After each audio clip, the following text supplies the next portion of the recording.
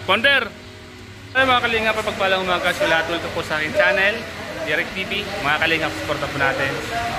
And ngayon po mga kalingap, ang vlog po natin ay siyempre makakasama natin dito mga kipol. Nandito naman po si Papa Dan, nauli naman po natin. At si Ponder, Bobby, nandito po sila. So, bigyan po natin mga kalingap habang nagkukulitan yung dalawa doon sa unahan. Ayan po, ano kaya pinag-uusapan po nila mga kalingap? Ang dalawa na yan mga kalingap. Si Boss D at ang kanyang founder na si Bobby TV 143. Ayan po. So ayan. Mukhang masaya-masaya si founder mga kalingap ngayong umaga. Masaya si founder mga kalingap. Hindi. Bulong-bulong ka lang. Bulong-bulong. Ayos. Ayan. Ayan po si founder. Founder! Oh, inis na ba ako?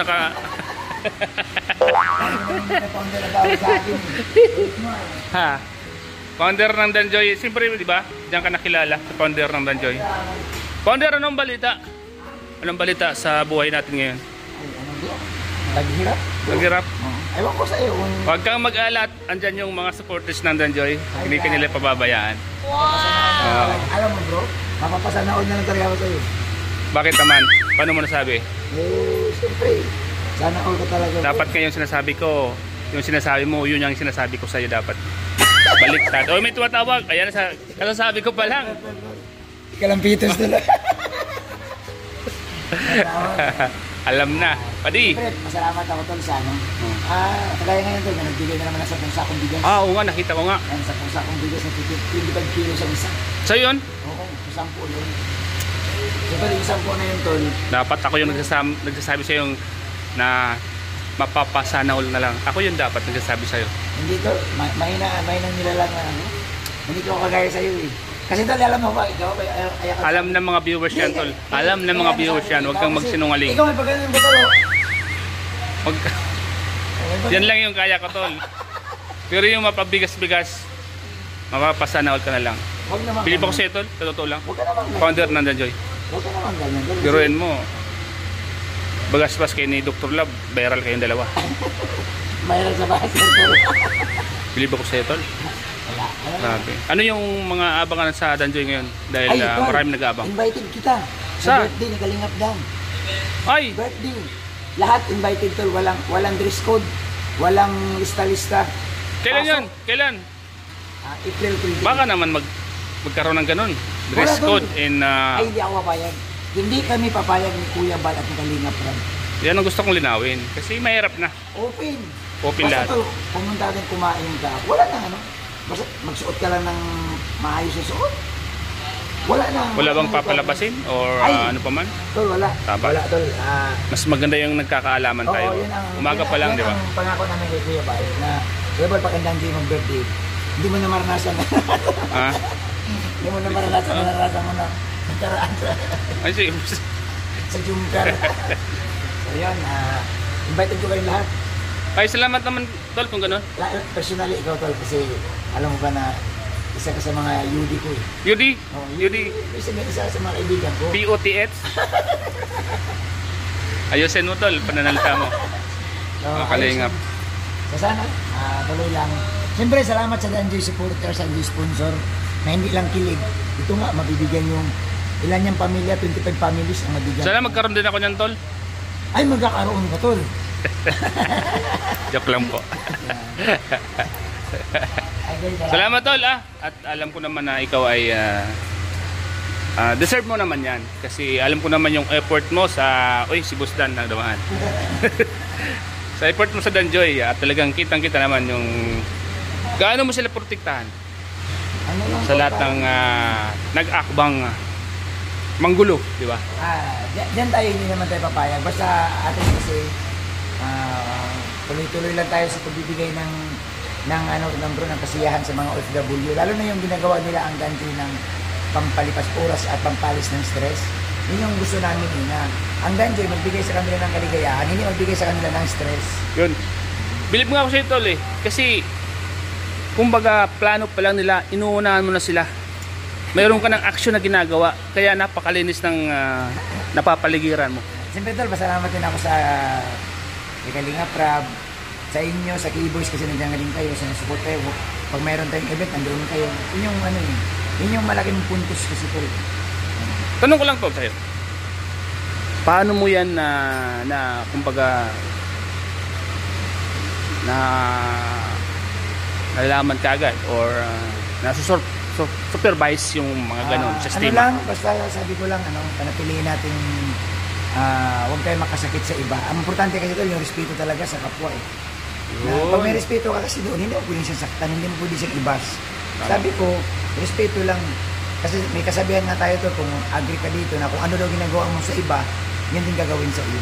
Yun. So pag gumawa ka ng mabuti sa iba, gagantihan ka rin ng Kabutihan. Tama tol. Ganun lang. Tol, ano yung isa sa mga maiiwan mong napakagandang message sa iyong mga nasasakupang Danjoy? Ay, grabe. Salamat. No? Kung mayroon pang salitang masigit pa sa salamat, para sa kanila talaga yun. Salamat dahil hindi nila iniwan ang Danjoy. Alam mo bro, itong Danjoy, kinakabahan din ako noon kasi baka maligwak eh. Oo. Ay, ibig sabihin maligwak, baka hindi dumating sa punto na mag-aminan. Eh ngayon bro, nagka-amin na naman ha. Yun nga. So parang sabi ko, success na ito. Para sa akin, nagmula kami bro sa bakbakan talaga, bardagulan, bakbakan sa social media. Pero bandang huli tayo pa rin naman talaga. Umamin na sila na pala. Anong feelings mo na umamin na sila? Masaya. Masaya, akala ko nga. Ang feeling matapos ang kiligan dahil sa nangyari? Ako naman, Handa ka na? handa kami doon. Tapos sabi ko, basta ginawa ko lang tungkulin ko na ma-promote sila, matulungan sila. At ngayon, nasa kanila na po yan. Kasi siyempre, nasa tamang gulang na sila. Kumbaga tol, yung kami, ako, may hangganan din naman yung ipaglaban mo. Kasi, sabi nga ni Kalingap Dan, ngayon may karapatan ako magselos. Ngayon babakuran ko si Joy.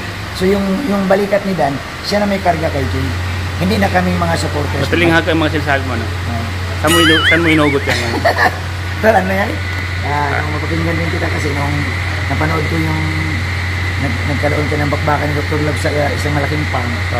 Napanood ko yung mga hindi ko unti-unti kong pinag-aralan yung mga salita mo na medyo nasusundan ako naman. Ano ang pagkaramdam mo nung nakita mong si Joy ay kinilig sa sobrang pagtatapat at amin nila? Wala na. Sabi ko, normal man lang kasi pwede ko silang may edad. Tama. Nasa edad na. Oo, hindi na si Joy bro. Dapat nga, 19 pa lang, may dating na si Joy. Kaya nga. Kaya lang wala. Kaya nga siguro, nantayin ko lang sila. Sana, pero hindi natin in the long run, hindi natin alam eh. Kumbaga, tandaan natin hindi yan bid process. Hindi yan puro na lang sa'yo. May mga lubak eh. At sabi ko sa'yo, bago mo marating ang dulo, bago mo marating ang tagumpay, maraming lubak ang tagadaan. Tama. So, Di madalian. sabi ko sa kanila, sabi ko sa mga supporters, expected natin yun na hindi pwedeng, baka mamaya pag nagkaroon ng lubak ng relasyon ng dandi, bigla kayong manghina. Ang lubak kasi, pinapalakas lang sila. Tama. Na lalo pa silang lumakas kung nagdarating ng mga pagsunod. So, parang sa iyo lang din doon eh. Yung buhay ng dandi, parang ikaw lang din eh. Alam mo kung bakit? Tanungin mo ako. Bakit? Nung dati kang OFW, grabe ang pagsubok sa buhay mo. Tama. O ano ba nangyari sa iyo? Nagsikap. Napagtagumpayan mo. Kasi nagpakatatag ka. Ayan. Pero, huwag mo sabihin sa akin, hindi ka dumaan sa lubak. Sobrang lubak ng dihanan ko. Yun. O ano ngayon, after ng lubak, ano nangyayari? Kumbaga, nalagpasan mo yung pagsubok. Nalagpasan ang pagsubok. Yan, kita naman ang mga viewers. Si Starax, isa ng kilala. Si Starax, isa ng ibang-iba na. Mas kilala ka. Salamat tol. Napakaganda ng Nagdidiraan lang kami. Pero, totoo yun. dadamputin niyo po yung mga misis namin na in reality, makabuluhan. Huwag niyo damputin yung mga biruan. Pero, ito lang, wala naman talagang nagtagumpay na hindi dumaan sa mga pagsubok. Tandaan mo tol, yung tagumpay tol na pagsubok na walang daan na mga pagsubok, danger yan. danger yun. Totoo yun. Hindi mo alam yung hirap. Hindi mo alam yung kalagahan ng bawat segundo. No. Kaya, okay lang. Tol. Tuloy lang tayo tol. Salamat tol. Salamat sa napakagandang mong mensahe sa inyong nasasakupan. Ay, grabe. Yun mga kalingap, grabe. Matalinghaga ang kanyang mga sinabi. Eh, si Boss Tio. Busy. For today's video kasi ang init. What to this video? Boss Tio. May kausap si Joy. Mga kalingap. Huwag natin disturbo yun. Seryoso ang kanyang usapan. So, ayan mga kalingap.